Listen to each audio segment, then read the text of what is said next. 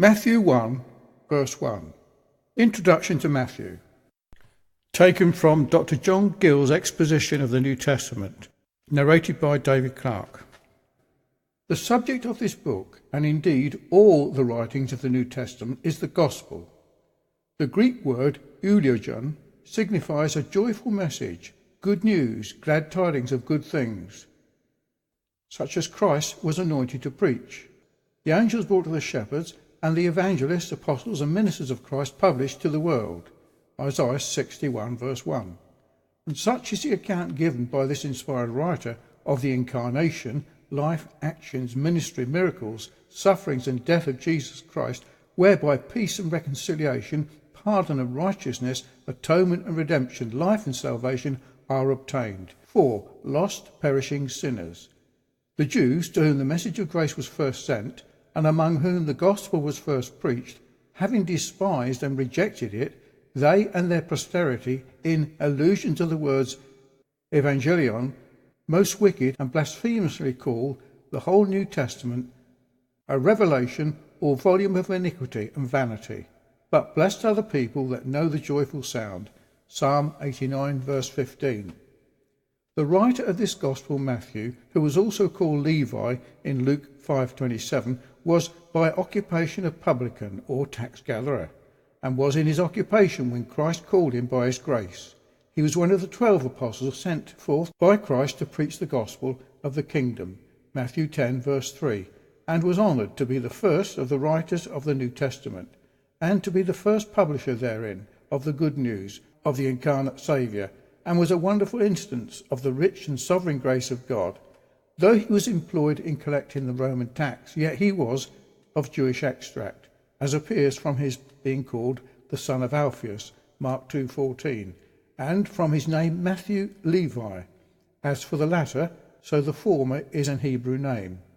The Jews say one of the disciples of Jesus was called Yamid, or Mattai, or Matthew. His name signifies a gift or given. He was one of those the Father had given to Christ, and was kept by him when the son of perdition was lost. John 17 verse 6. It may not be improper to inquire in what language the gospel was written. The ancient Christian writers were generally of the opinion that Matthew wrote it in Hebrew.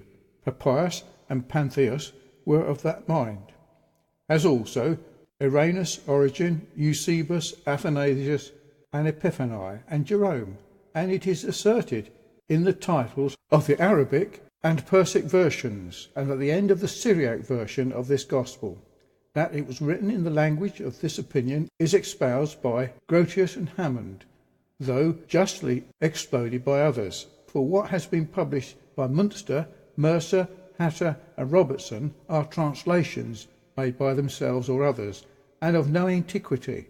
And since Hebrew and Syriac words are interpreted in this gospel, Matthew 1:23, which would not have been done had it been written in either language, and since Matthew generally follows a Septuagint version of the passages cited by him out of the Old Testament, and since the Hebrew language was not generally known at that time to the common people, only to the learned, for the law and the prophets, when read in the synagogues in that language, required an interpreter, since the Greek tongue was the language more commonly spoken, and the rest of the evangelists wrote in Greek, and the gospel was designed for the Gentiles as well as the Jews. It is most reasonable to conclude that this gospel also was written in Greek, whereby that an ancient prophecy was fulfilled, at least in part. God shall enlarge or persuade Japheth, and he shall dwell in the tents of Shem, Genesis 9 verse 27. The gospel being published in the language of Japheth, the Greek language, which the Jews, the posterity of Shem, now understood agreeably, to which the Talmudic writers interpret the prophecy, says Bar Kapha, mentioning the above word, they shall speak in the language of Japheth, in the tents of Shem, or the words of the law shall be spoken in the language of Japheth, in the midst of the tents of Shem. R. Jochanan explains them thus: the words of Japheth shall be in the tents of Shem, and says R. Chaya ben Abba, the sense of it is, the beauty of Japheth shall be in the tents of Shem, which the gloss interprets thus: the beauty of Japheth is the language of Javin, the Greek language, which language is more beautiful than that of any others of the sons of Japheth.